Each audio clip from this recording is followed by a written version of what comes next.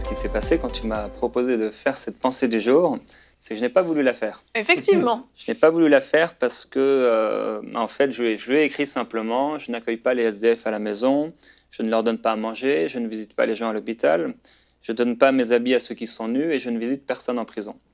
Alors il m'a répondu, en fait, la plupart des gens étaient dans mon cas. Et je ne veux pas ressembler à la plupart des gens. Et aujourd'hui, en fait, je voudrais vous encourager, même si vous êtes imparfait comme moi, à vous améliorer, à progresser toujours plus dans l'œuvre du Seigneur.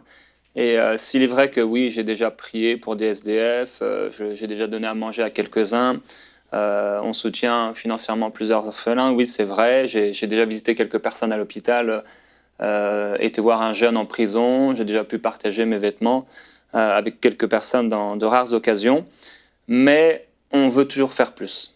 Et un jour, alors que les disciples de Jésus étaient en train de renvoyer la foule, Jésus venait de les guérir, et Jésus va leur dire, non, ils n'ont pas besoin de s'en aller, donnez-leur vous-même à manger. Et les disciples vont répondre, on n'a ici que 5 pains et 2 poissons. Et ça, c'est une leçon pour nous, donnez-leur vous-même à manger. Pour les disciples, ils n'avaient que 5 pains et 2 poissons, et pour eux, c'était insuffisant. Mais en fait, pour Jésus, c'était suffisant. Et on peut facilement avoir l'impression de ne jamais en faire assez par rapport aux œuvres bonnes. Mais comme je l'ai dit, je voudrais aujourd'hui vous encourager à progresser plutôt qu'à vous culpabiliser. On est souvent comme les disciples en imaginant que parce qu'on a juste que 5 pains et que 2 poissons, ou parce qu'on a aidé que 5 personnes et peut-être 2 orphelins, ce n'est pas assez. Mais laissons Dieu s'occuper du reste. Et c'est ce qui s'est passé avec Jésus. En pensant à cette pensée, il y a 2 jours, j'étais en avion et on était en train de monter dans l'avion. Donc dans les marches, il y avait une femme âgée qui portait son bagage à main qui avait l'air très très lourd, et j'ai aidé cette femme-là. Elle m'a dit, il existe encore des gens qui sont gentils. Arrivée dans l'avion, une autre femme, je vois qu'elle a du mal, elle est un peu paniquée, elle n'avait pas l'habitude de prendre l'avion, alors je l'aide à installer son bagage. Ça peut paraître anodin et très simple, mais ce sont des bonnes œuvres. Et des fois, on a cette mentalité en tant que chrétien, que les bonnes œuvres, c'est seulement donner à manger aux pauvres dans la rue. Mais la Bible nous montre qu'en fait, c'est beaucoup plus que ça. Ça touche plein de sujets et on a tous des appels qui sont différents. Certains vont être appelés par Dieu à offrir leur vie pour les pauvres, pour les personnes en détresse. D'autres, ce sera peut-être pour les femmes battues. D'autres, ce sera peut-être dans le milieu séculier, la politique ou je ne sais quoi.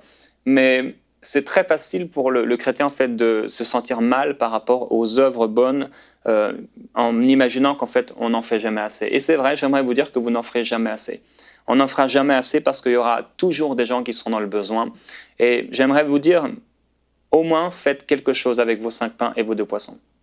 Vous n'avez peut-être pas beaucoup de pain, pas beaucoup de poissons, mais ces gens n'ont pas besoin de s'en aller pour s'acheter eux-mêmes à manger, c'est ce que dit Jésus. Alors donnez-leur vous-même à manger. Ce que vous allez faire, ça va déjà être super. Et demain, peut-être vous pourrez progresser encore. Et en priant, hier matin, j'étais en train de prier à la maison et je priais pour mes voisins, pour leur salut. Et Dieu m'a mis à cœur de leur rapporter, j'arrive de France, là, il y a 2 jours, du fromage. Ici, ça coûte très très cher. Et je me suis dit, moi, je vais leur faire un beau panier avec du fromage, une petite carte. Et c'est aussi une bonne œuvre. Dieu nous appelle à faire des bonnes œuvres. Et des fois, parce qu'on a cette image, la bonne œuvre par excellence, c'est partir, je ne sais pas, dans un pays extrêmement pauvre et donner à manger, s'occuper des orphelins, de nos vêtements, etc. Et je pense qu'à cause de ça, on peut passer à côté de multiples bonnes œuvres dans notre vie quotidienne et personnelle. Et moi, je vous encourageais à pratiquer des bonnes œuvres. La Bible dit « Veillons les uns sur les autres pour nous inciter à l'amour et à de bonnes œuvres ». Et lorsque l'apôtre prêche dans ses épîtres, il parle aux riches, aux veuves, aux femmes, en leur recommandant d'être riches en bonnes œuvres. Et il dit aussi, nous sommes son ouvrage, ayant été créés en Jésus-Christ, pour de bonnes œuvres que Dieu a préparées d'avance pour que nous les pratiquions.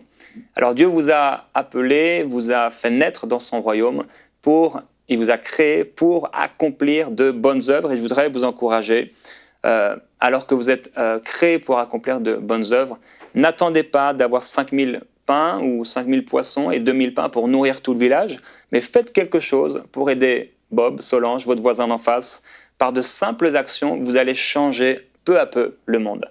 Alors peut-être qu'effectivement, toute la foule ne sera pas nourrie, Peut-être que vous n'aurez pas changé le monde entier, mais vous aurez changé au moins le monde de la personne à qui ou envers qui vous allez faire une bonne œuvre. Et pour terminer, vous savez, dans les élections, il y a toujours un taux d'absentisme qui est assez important, parce qu'en fait, souvent, les gens ils se disent « mon vote est insignifiant, le fait que je vais aller ou que je ne vais pas aller, ça va absolument rien changer ». Et quand j'étais ce week-end là, dans le sud de la France, et il y a une jeune femme qui me dit qu'elle a participé aux 1000 pionniers, et dit « oh, c'est rien, ce que j'apporte, c'est rien du tout ». Et je lui dis « non, mais c'est pas vrai, c'est pas rien du tout. Ce que vous avez fait, ça a fait toute la différence, parce que sans vous, on n'y serait pas arrivé ». Et on remercie le Seigneur parce que chacun, dans cette campagne des 1000 pionniers qu'on avait fait il y a quelques temps déjà, a fait quelque chose, mais la part que chacun a donnée, ça a permis aujourd'hui à EMCI TV d'aller tellement plus loin, parce qu'il y a des personnes qui ont été riches en bonnes œuvres à partir d'un soutien mensuel. Donc je vais vous encourager vraiment, ne vous découragez pas en vous disant « mais moi j'en fais pas assez, moi je visite personne en prison », mais faites quelque chose aujourd'hui, faites une bonne œuvre aujourd'hui, et ça changera le monde de la personne à qui vous faites cette chose-là. Retrouvez la suite de ce programme dans l'émission Bonjour chez vous sur EMCI TV.